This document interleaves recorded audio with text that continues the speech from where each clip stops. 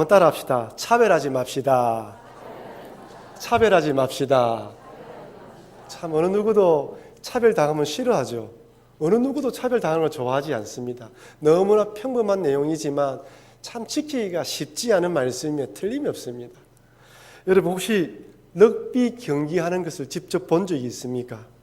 미식 축구는 이 보호 장구를 갖추고 경기를 하지만 럭비는 그런 보호 장구 없이 몸과 몸이 직접 부딪힙니다. 얼마나 격렬한지 관중석에서 경기를 보고 있어도 선수들이 운동장 안에서 서로가 서로의 몸이 부딪힐 때 나는 퍽 하는 소리가 저 관중석에서 들릴 정도입니다. 제가 그 경기 모습 보면서 제 마음속으로 와, 이건 인간이 아니다. 소다, 소. 소끼리 부딪히는 것처럼 얼마나 강렬한지 몰라요. 제 마음속에 만약 제가 선수로 뛰어서 저렇게 부딪힌다면 온몸에 뼈가 다 부러지겠다라고 생각할 정도입니다. 이렇게 격렬한 럭비는 잉글랜드에서 시작되어 영연방 국가들에게 보급되었습니다. 영국이 다스린 나라들 안에서는 이렇게 럭비 경기가 이게 중요한 경기로 보급되어 있습니다. 그런 럭비 경기라는 선수들의 대부분이 백인들이거나 영국이 지배했던 그 섬나라에 사는 사람들이기 때문에 덩치가 정말 좋습니다. 우리 아시아 사람들하고는 비교가 되지 않아요. 그래서 4년마다 럭비 월드컵이 열리는데 거기에 간혹 일본과 우리나라 대표 선수들이 이렇게 업저버 자격으로 참석을 하지만 1승을 거두기가 힘이 듭니다. 그만큼 이 덩치 면에서 그들과 게임이 되지 않는 것이죠. 아시는 분은 아시겠지만 뉴질랜드 원주민들을 마오리족이라고 합니다. 이 사람들의 생활 습관이나 풍속들을 보면 우리 아시아 사람들과 좀 비슷한 부분은 있지만 그러나 이런 모양이나 이 골격은 전혀 다릅니다. 뉴질랜드에서 한의원을 하고 계시는 교회 집사님의 말을 들어보니까요, 우리 동양인들, 아시아인들에게 침을 놓을 때 이렇게 침을 놓는다 한다면 이런 마오리 사람들에게 침을 놓을 때는 피부가 두껍기 때문에 한국 사람들 놓을 때보다 더 깊이 침을 박아야 된다고 합니다. 그러니까 이게 피부 두께 다른 거예요. 피부 껍질만 두꺼운 것이 아니라 이 머리의 골격과 그 다음에 이 머리 뼈의 이 강도도 그 나라 사람들이 더 강하다고 이야기를 해요. 쉽게 예를 든다면 교통사고로 머리를 다쳤거나 아니면 강도로 인해서 머리를 심하게 다쳐서 보통의 한국 사람 같으면 아시아 사람들 같으면 죽었을 충격에도 이런 섬 사람들은 때에 따라서는 살아남을 수도 있다고 합니다. 그만큼 이렇게 골격이 다르다는 것이죠. 이처럼 같은 사람일지라도 신체 구조적으로 또는 골격이 아시아인보다 백인들이나 섬 사람들이 더 강할 수 있습니다. 분명 차이가 나는 것이죠. 하지만 이런 신체적 차이 때문에 동양인보다 덩치가 큰 백인이나 섬 사람들을 럭비 선수로 고용하는 것은 인종차별이 아닙니다. 침을 놓을 때 그 사람들의 피부 두께가 두껍기 때문에 우리 한국 사람들보다 좀 더 깊이 침을 놓는 것도 차별이 아닙니다. 차이가 나기 때문이죠. 하지만 단순히 피부색과 문화와 언어가 다르다고 차별하는 것은 인종차별입니다. 아울러 동일하게 물질 때문에 가진 사람과 가지지 않은 사람을 차별하는 것도 잘못됐다고 성경도 이야기하고 세상 법에서도 말하고 있습니다. 오늘 본문은 가난한 자를 차별하지 말라고 말씀하십니다. 그래서 너무나 당연한 말입니다. 하지만 타락한 본성을 가진 인간들이기 때문에 참 실천하기가 쉽지 않은 것 같습니다. 성공하고 출세하면 그래서 재산을 좀 모았다 싶으면 자기도 모르게 자랑하고 싶은 것이 이 타락한 인간의 본성입니다. 입이 건질건질한 것이죠. 아니 본인은 가만히 있는다 할지라도 주변 사람들이 저 사람은 성공한 사람이다, 출세한 사람이다, 돈을 많이 가진 사람이다 라고 이야기를 하면서 마치 자신이 그 이야기를 들으면서 대단한 사람이냐 착각에 빠질 수가 있습니다. 이렇게 착각에 빠지게 되면 그때부터 사람들을 가려서 만나게 돼요. 내가 특별한 사람이다라고 생각하는 그 순간부터, 그때부터 사람을 나눕니다. 나와 격이 맞는 사람, 나와 격이 맞지 않는 사람, 내가 만나면 좋은 사람, 덕이 되지 않는 사람, 사람을 나누게 되어 있어요. 여러분, 휴거라는 말이 있죠. 우리 기독교에서 휴거는 무엇입니까? 예수님이 재림하실 때 믿는 성도들은 하늘로 불림 올라간다는 말이죠. 근데 세상에서는 다른 말로 사용하더라고요. 휴거가 무슨 뜻입니까? 세상에서는 휴먼시아 거지라는 말로 사용한대요. 애들이 임대 아파트에 사는 아이들을 다른 아파트, 그냥 일반 아파트에 사는 아이들이 그런 아이들을 비해서 가난하고 못 산다고 빗대어서 휴먼시아에 사는 거지라는 말로 휴거라고 부른다고 합니다. 여러분, 이 이야기들을 아이들이 지어낸 이야기일까요? 누가 이야기를 했겠습니까? 일반 아파트에 사는 학부모들끼리 모여서 줄여서 한 이야기들이 아이들이 듣고 그 말을 그대로 읊는 거예요. 그 부모들은 뭐라 생각하고 있습니까? 우리는 그들보다 좀 나은 사람이라고 생각하는 거예요. 한참 사회 문제로 대두되다가 지금은 잠시 잠잠해진 것 같지만 또다시 여전히 갈등의 소지가 있습니다. 1880년 독일에서 태어난 서스평 선교사님, 제가 서스평 선교사님에 대해서 지난주 수요일에 말씀드렸죠.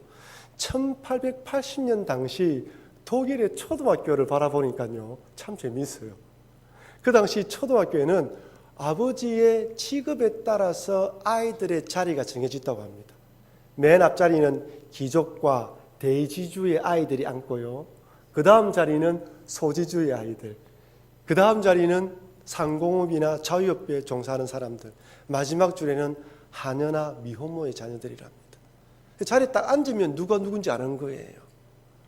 그러니 하녀 출신의 미혼모에서 태어난 서스평 선교사님도 어린 시절 학교에서 왕따를 당했습니다. 따돌림을 당한 것이죠. 서스평 선교사님의 말에 의하면 자신의 친구는 하늘과 바람과 비와 햇빛이라고 합니다. 무슨 말입니까? 혼자서 놀았다는 거예요. 친구들이 놀아주지 않으니까. 여러분, 만약 교회에서 이런 식으로 자리를 배치하면 어떻게 될까요? 요 앞에 11조를 가장 많이 하는 성도들 자리를 만들어 놓는 거예요. 이름 붙이는 것입니다. 여러분, 그렇게 하면 헌금이 많이 들어올까요? 줄어들까요? 줄어들 것 같습니까? 아닙니다. 더 늘어납니다. 헌금을 많이 할 수 있는 성도님들은 늘 헌금이 정해져 있지만 부자들은 자기의 이름을 내기 위해서 더 많이 하게 돼 있어요. 여기서 목사가 자존심을 건드리고 더 헌금할 수도 유도하면 더 헌금을 많이 합니다. 그럼 교회 재정은 든든해지겠죠. 하나님 싫어하십니다. 저는 그렇게 할 수가 없어요. 오늘 본문을 보면 해당 안에 이런 일이 벌어지고 있습니다. 야고보서 2장 2절 3절 보십시오. 만일 너희 회당에 금가락지를 끼고 아름다운 옷을 입은 사람이 들어오고 또 남루한 옷을 입은 가난한 사람이 들어올 때에 너희가 아름다운 옷을 입은 자를 눈여겨보고 말하되 여기 좋은 자리에 앉으소서 하고 또 가난한 자에게 말하되 너는 거기 서 있든지 내 발등상 아래에 앉으라 하면, 여러분, 그때 유대인들은 비스듬히 누워서 식사를 하지 않았습니까? 발등상은 내 밑이란 말이잖아요. 이게 재밌는 표현이 있는데 금가락지를 끼고 아름다운 옷을 입었죠. 이 아름다운이라는 헬라의 뜻에 빛나다는 뜻이 포함되어 있습니다. 빛나는 금가락지와 옷이 빛나는 옷을 입은 거예요. 딱 회당에 들어가는 순간 모든 사람의 주목을 받게 됩니다. 왜 이 사람은 빛나는 금가락지와 빛나는 옷을 입었을까요? 주목받기 위해서 그렇겠죠. 자신의 부와 지위를 자랑하고 싶은 것입니다. 그런데 방금 읽었던 구절에 보면 부자가 들어오는 것을 눈여겨보는 사람이 있었습니다.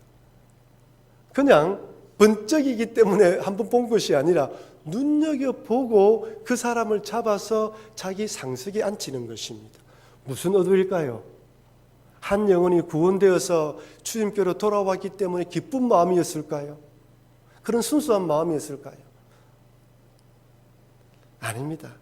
부자이며 사회적인 명성을 얻은 사람이 들어오자 좋은 관계를 맺기 위해서 달려간 것입니다. 뭔가 이득을 보기 위해서 일부러 찾아간 것이죠. 영혼에 대한 사랑과 관심이 아니라 연주를 맺기 위한 수단입니다. 여러분 알다시피 사회적으로 명망이 있거나 또한 귀족들은, 부자들은 그들만의 파티를 열지 않습니까? 왜 파티를 엽니까? 자기들만의 파티를 열어서 서로 좋은 관계를 맺고 좋은 친분을 누려서 자기들이 가지고 있던 기득권을 누리고 싶어하는 것이죠. 그러니 부자가 들어오는 것을 보고 눈여겨보면서 그를 찾아간 사람은 오늘날의 교회를 자신의 사업 성공과 욕심을 위한 이런 마음을 가지고 그 사람을 수단으로 생각하고 찾아간 것입니다. 그렇다면 이런 사람이, 가난한 사람이 들어오면 관심을 가지겠습니까? 아닙니다. 도움이 되지 않기 때문에, 자기의 큰 이득이 없기 때문에 관심을 가지지 않는 것이죠. 영혼에 대한 관심이 아닙니다. 그래서 첫 번째로 오늘 본문을 보면 예수 그리스도에 대한 믿음을 가졌기 때문에 차별하지 말라고 합니다. 우리 2장 1절 말씀 함께 읽어보겠습니다. 네, 형제들아,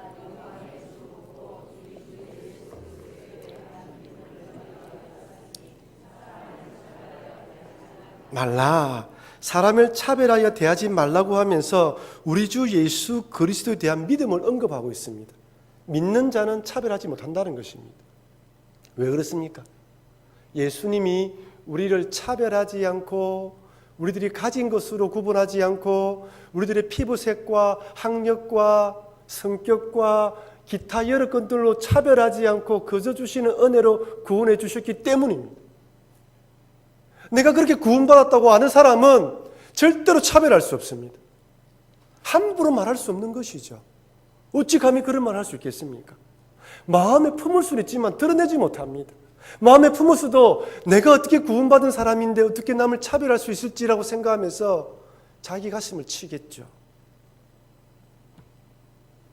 그러나 이 은혜에 대한 감격이 떨어지면 그때부터 사람을 수단으로 생각하게 됩니다.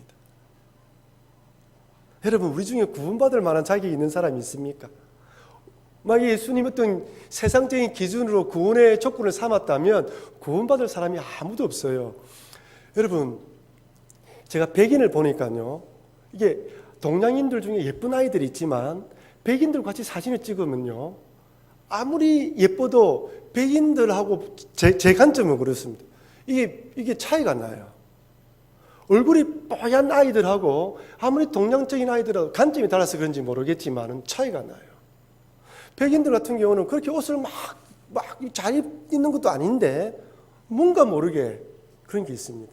만약에 백인들을 기준으로 잡는다면, 아니면 돈을 10억, 20억, 아니면 서울대학교, 그러면 들어갈 사람이 없습니다. 많이 없습니다. 거저 구원받은 것이죠. 마태복음 20장에 포도원 품꾼 비유가 나옵니다. 포도원 품꾼 비유 보면 포도원 주인이 오전 9시에 한 데나리온을 주고 품꾼들을 고용해요. 또 12시에 나가보니까 놀고 있는 사람들이 있어서 또 고용합니다. 오후 3시에 나가보니 또 노는 사람들이 있어요. 또 고용해요. 그 다음에 몇 시입니까? 5시. 1시간 후면 끝나는데. 1시간 후면 끝나는데 그 사람을 고용했습니다. 그럼 여러분 생각해 보십시오.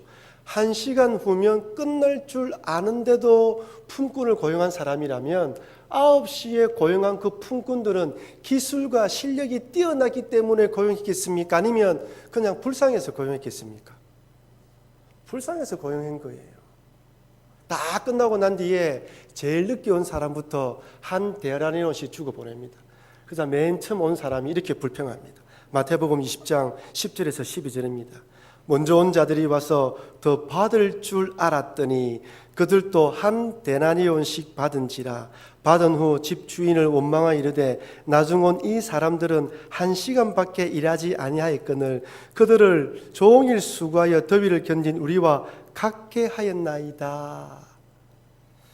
세상 경쟁 논리, 시장 논리로 따지면 이 사람 말이 많습니다. 자신들은 더 받든지 아니면 늦게 온 사람들은 차등하여 덜 받아야 됩니다. 하지만 구원은 그렇지 않아요. 주인이 불쌍해서 구원해 줬기 때문에 불쌍해서 구원해 줬기 때문에 실력이 뛰어나다 뛰어나지 않다라고 말할 수가 없다는 것입니다. 그런데 그렇게 고용된 것에 대해서 감사를 잊어버린 채 늦게 들어온 사람과 비교해서 불평한다면 내 속에 은혜가 있을 수가 없습니다. 이런 마음으로 풍성한 구원의 기쁨을 누리지 못할 뿐 아니라 함께 신앙생활하는 성도들을 형제, 자매로 받아들일 수 없습니다. 내가 저 사람보다 좀 더 뛰어난데, 그런 생각을 가지는 것이죠. 아울러 또한 우리 중에 누가 9시에 들어온 사람인지 오후 5시에 들어온 사람인지 알 수 없다는 것입니다. 그래서 만약 우리 모두 다 나는 오후 5시에 들어온 사람이라고 생각하면 어떻게 됩니까? 다 감사함으로 신앙생활하는 거예요. 맞아, 나 같은 사람도 그냥 불쌍해서 구원해 주셨구나. 나같이 부족한 사람도 주님이 불쌍해서 구원해 줬구나라는 마음으로 서로를 바라보며 불쌍히 여기 위로하는 것입니다. 아이고, 당신도 구원받았네요. 나도 구원받았습니다. 이래 부족한데 우리 구원해 줘 감사하죠. 감사가 배로 넘치는 것이죠. 그러니 여러분, 내가 주 예수 그리스도로 구원받았다는 이 사실을 잊어버리면 사람을 차별하게 된다는 것을 잊지 마십시오.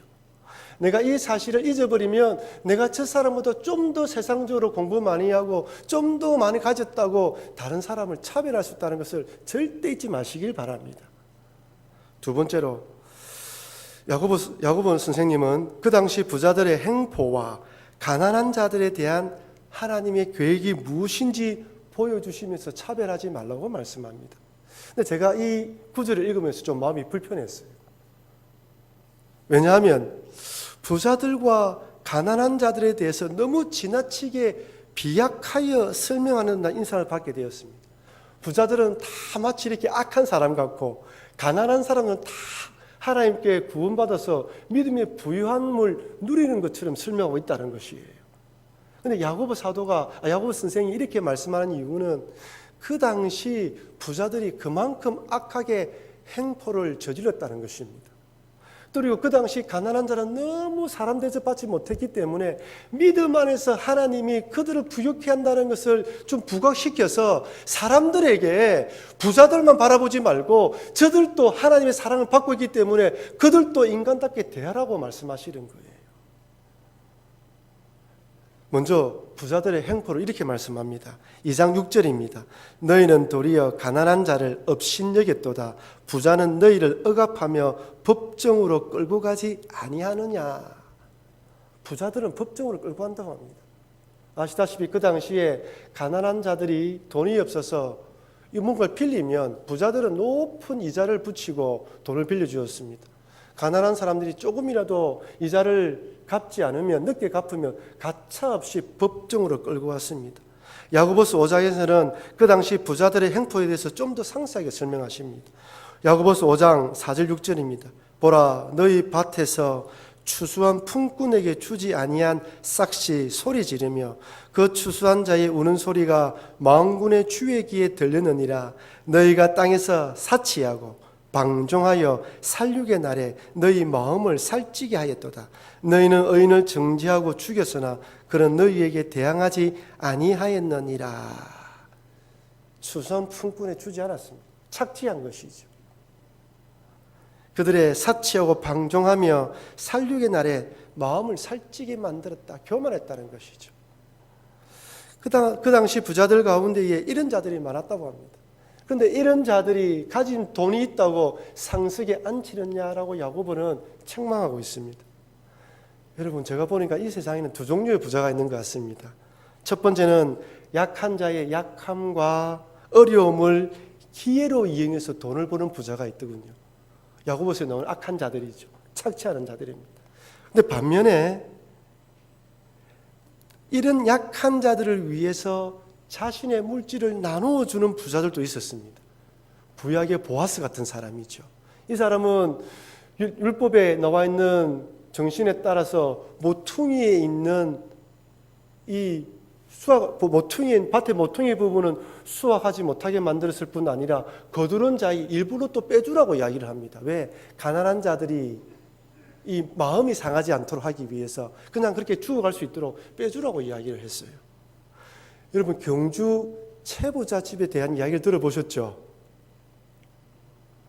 지난 300년 동안 12대에 거쳐 부를 유지했던 채부잣집.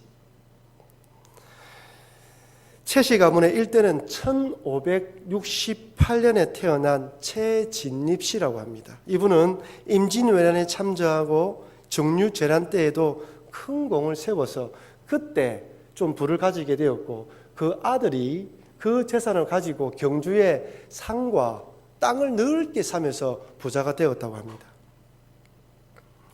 이들은 자신들만 누리는 부자가 아니라 돕고 섬기는 일에 앞장섭니다. 기록에 의하면 조선 현종 때 크게 흉년이 들었다고 합니다. 그게 큰 흉년이 들자 이 농민들이 살을 빌려가고 난 뒤에도 갚아주지 못하는 것을 알고 담보문서를 다 불태워버려요. 그리고 소작 수입의 3분의 1을 빈민구제로 내어놓습니다. 일제시대 때는 백산무역주식회사를 세워서 독립군을 돕는 자금적 역할을 했고, 1947년도에는 전 재산을 영남대 설립에 기부하면서 부자 가문으로 끝을 냈습니다. 이 집에 가훈처럼 내려오는 육훈이 있다고 합니다. 첫 번째는 과거를 보되 진사 이상은 하지 말라. 근력에 탐욕을 갖지 말고 휘둘리지 말란 말이죠. 사람이 근력이 올라가면 욕심을 부리게 된답니다. 두 번째, 재산은 만석 이상 모으지 말라. 지나친 욕심을 부리지 말라는 것이죠. 세 번째, 이게 기막힙니다. 흉년에는 재산을 늘리지 말라. 남의 불행을 재산 늘리는 기회로 삼지 말라는 것입니다. 과객을 후하게 대접하라. 그 집에는 늘 나그네와 객들이 우글우글거렸다고 합니다. 사방 백리 안에 굶어 죽는 사람이 없게 하라. 실제적으로 그 주변에 어려운 사람들이 있을 때마다 재산을 풀어서 나눠주기 때문에 굶어 죽는 사람이 없었다고 합니다. 채씨 가문의 며느리로 시집 온 후 3년간 무명옷을 입게 하라. 전력과 검소함을 몸에 배게 하라는 뜻입니다. 이처럼 가진 재산으로 약하고 어려움에 처한 사람들을 살리는 부자가 있는 반면, 야고보서에 등장하는 부자처럼 그저 자신만 가난하고 약한 자들의 약함을 자신의 부를 누리는 수단으로 사용하는 악한 자들이 그때 많았다는 것이죠. 그러니 여러분, 오늘 이 말씀을 가지고 가슴에 새기면서 내가 부자이든 부자가 아니든 나는 혹시 이 물질을 가지고 어디에 사용하고 있는지, 나는 누구를 바라보고 있는지, 어떤 식으로 사용하고 있는지 한번 우리 자신을 진지하게 점검을 해보아야 할 것입니다. 그러면서 가난한 자에 대한 주님의 뜻은 무엇입니까? 야고보서 2장 5절입니다. 한번 읽어볼까요? 내 사랑자다. 다 같이 읽어봅시다. 들어라. 이거 아닌데 2장 5절인데 여러분, 제가 읽어드리겠습니다. 내 사랑하는 형제들아, 들을지어다. 하나님이 세상에서 가난한 자를 택하사 믿음에 부유하게 하시고 또 자기를 사랑하는 자들에게 약속하신 나라를 상속으로 받게 하지 아니하셨느냐. 내 사랑하는 형제들아, 들을지어다. 하나님이 세상에서 가난한 자를 택하사 믿음에 부유하게 하시고 자기를 사랑하는 자들에게 약속하신 나라를 상속으로 받게 하지 아니하셨느냐. 여기 가난한 자는 분명 물질이 가난한 자를 말하겠죠. 하지만 가난하다고 다 예수님 믿는 것은 아닙니다. 물질의 가난함이 마음의 가난함으로 연결되어서 주님을 영접한 사람들을 말합니다.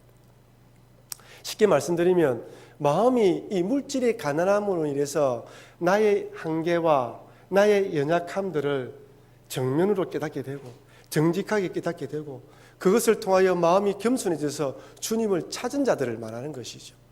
여러분, 주변을 둘러보십시오. 여러분 주변에 친구들이 아는 사람들 가운데에 자기 몸 건강하고 부모님 재산 많고 자기도 잘 되는 사람 치고 겸손한 사람 보았습니까? 저는 한 번도 보지 못했습니다. 혹이 자기도 잘 되고 부모님도 돈 많고 그다음에 건강하다고 생각되는 사람 치고 겸손한 사람은 우리가 알지 못하는 뭔가가 있습니다. 내 힘으로 안 된다는 것을 깨달은 사람인 것이죠. 그러니 이런 관점에서 가난한 사람이라고 이야기했을 때 그 가난함 때문에 믿음에 부유한 것이 아니라 그 가난함이 자신을 겸손하게 만들어서 주님을 찾겠기 때문에 그 가난함을 통하여 예수님을 영접하게 된 것입니다. 여러분, 그러니 이 마음에 감사함이 얼마나 넘치겠습니까? 나같이 가난하고 부족한 자를 구원해 주심에 대한 감사가 넘치고 그 감사가 감사를 낳고 그 감사가 감사를 낳으면서 믿음의 풍부해짐 뿐만 아니라 삶도 풍부해지는 것이죠. 감사하게 되는 것입니다.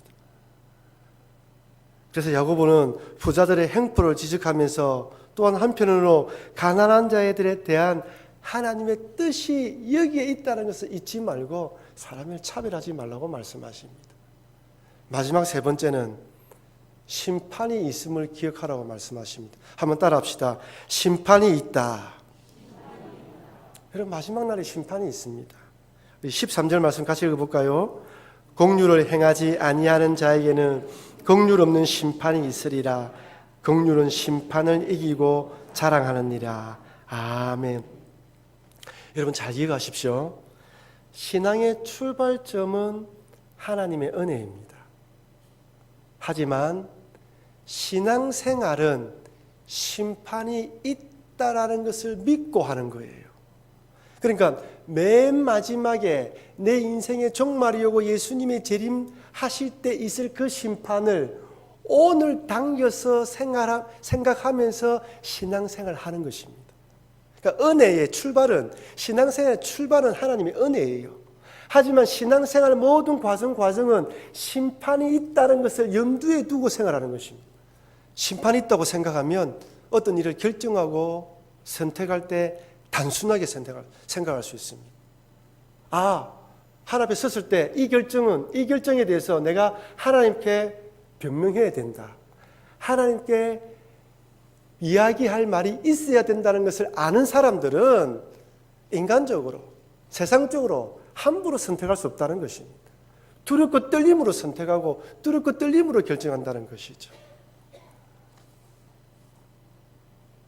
특별히 하나님의 심판대에 섰을 때 긍휼을 행하지 아니하는 자는 긍휼 없는 심판을 받게 된다고 말씀합니다. 이 말이 무슨 말씀입니까? 내가 하나님의 은혜로 조건 없이 구원받아서 나는 참 1만 달란트 빚진 자와 같은 사람이라는 것을 아는 사람들은 긍휼한 마음을 가질 수밖에 없고, 그런 마음으로 성도를 바라볼 때 긍휼을 행하게 된다는 것이죠. 그러니 긍휼을 행하지 않는 사람은 그 사람의 신앙을 되돌아보면서 나중에 하나님 앞에 섰을 때 책망받을 수 있다는 것입니다. 또한 이렇게 말씀하시죠.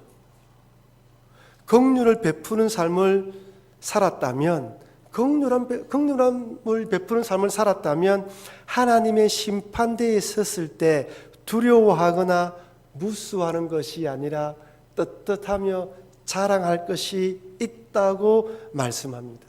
그것이 무슨 말씀이냐면 긍휼은 심판을 이기고 자랑하느니라라는 말씀이에요. 여러분, 사람이 죽음을 두려워하는 이유 중에 하나가 무엇이냐면 사랑을 많이 베풀지 않아서 하나님 앞에 부끄러워서 죽음을 두려워한다고 이야기를 합니다. 나를 사랑하고 나에게 잘해주는 사람에게 사랑 베푸는 것은 쉽습니다. 하지만 원수처럼 굴고 힘들게 만나는 사람들을 사랑하기는 쉽지 않습니다. 그런데 주님 앞에 할 말이 없는 것이죠. 부산의 영도에 땅끝 교회라는 곳이 있습니다. 이 교회에 한 할머니가 전도되어 교회로 오셨어요. 근데 그 할머니가 그 지방에, 그 지역에 고약한 할머니로 유명한 사람이었습니다. 재래시장에 자판을 열어서 과일이나 채소를 얹어 놓으면 이 할머니가 덥석 집어가면서 돈도 주지 않고 가져간대 하고 간답니다. 식당에 밥을 먹고도 그냥 가는 일이 비일비재하답니다. 너무 그러니까 왜 그러냐 이러면 좀 그렇게 살자, 좀 도와줘 그런 식으로 이야기하니까 사람들이 그런 것 같다라고 생각하는 거예요. 그 할머니가 교회로 오게 되었습니다. 그 목사님이 우리 교회 말고 다른 교회 가시지 이런 생각이 들 정도였다고 합니다.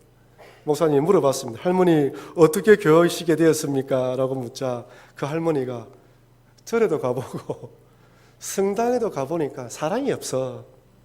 그래서 교회를 왔다는 거예요. 그러니까 할 말이 없죠.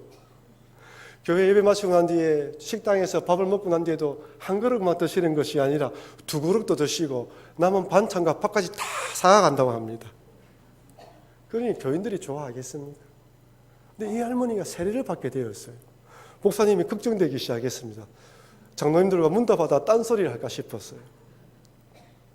장로님이 문답하면서 할머니 예수님이 누구세요? 라고 물으니까 그 할머니가 나도 예수님이 하나님의 아들이며 내 죄를 위해서 십자가에 달려 돌아가셨다는 것쯤은 알고 있다 라고 대답하더랍니다. 이렇게 대답하는데 더 이상 뭘 물어보겠습니까? 세례를 베풀었습니다. 그러고 난 뒤에 한참 있고 난 뒤에 이 할머니가 목사님을 찾아왔다고 합니다. 늘 짊어지고 있던 그 가방 안에 가방 맨 밑바닥에 꾸역꾸역 쑤셔 넣었던 검은 봉투 안에 통장 3개와 저금 이 도장을 꺼내 놓으시면서 목사님에게 이거 교회를 위해 사용해달라고 하더랍니다. 목사님이 할머니 이 돈 받을 수 없어요. 살 날이 얼마 남지 않았는데 이 돈을 가지고 맛난 것도 사드시고 좋은 옷도 입으시고 여행도 다니세요 라고 하니까 이 할머니가 이렇게 대답했다고 합니다. 죽으면 천국 가야 하는데 하나님 뵈면 별 면목이 없다는 거예요. 할 말이 없다고 하는 거예요. 이 할머니가 글자도 모르는 무식쟁이 할머니였지만 하나님 앞에 서면 심판대에 서서 자신의 일들에 대해서 하나님께 이야기 듣는다는 걸 알고 있었던 거예요. 그러니 마지막 모은 재산을 다 내놓고 교회 내놓았다고 합니다. 그 할머니의 금액이 얼마인지 모르겠지만 그 돈을 가지고 선교지에 선교센터를 짓고 아이들을 위해 학교를 지었다고 합니다. 그리고 그 할머니가 돌아가시자 연고가 없었기 때문에 교회장으로 이렇게 초상을 치렀다고 합니다. 예수님이 누구인지 알고 그리고 하나님 앞에 서게 될 때 심판대 앞에 서게 된다는 것을 알았기 때문에 마지막에 이렇게 평생에 그렇게 욕을 들어먹으면서 모은 재산을 내어놓을 수 있었던 것이죠. 심판이 있다는 것을 아는 사람이었습니다. 사랑하는 성도 여러분, 오늘 말씀은 간단합니다. 부자와 가난한 자를 차별하지 말라고 하십니다. 세상에서도 가르치고 법으로도 금지하고 있습니다. 그런데 교회 안에서 신앙생활하면서 이렇게 하는 일이 그 당시에도 있었고 지금도 있을 수 있기 때문에 다시 한 번 더 우리에게 교훈해 주십니다. 사람을 가진 것으로, 생김새로, 학력과 다른 것으로 차별하지 말라고 말씀하십니다. 조건 없이 은혜로 구원받았으니 누구든지 같은 형제 자매로 받아들일 수 있도록 하라고 말씀하십니다. 그리고 언젠가는 하나님의 심판대에 우리가 서게 될 테니 긍휼 있는 행함을 통하여 하나님 앞에 섰을 때 떳떳하게 자랑할 수 있는 신앙인, 그런 신앙인이 되라고 우리에게 당부합니다. 그래 오늘 말씀을 가슴에 새기시면서 너무나 잘 아는 말씀이지만 다시 한번 내 자신을 돌아보면서 혹이나 나는 이렇게 누구든지 차별로 대하고 있지 않은지 돌아보시고 하나님 앞에 서게 될 때 참 떳떳하게 자랑할 수 있는 신앙이 되게 해달라고 기도하시는 여러분과 제게 되길 주의 이름으로 축원합니다.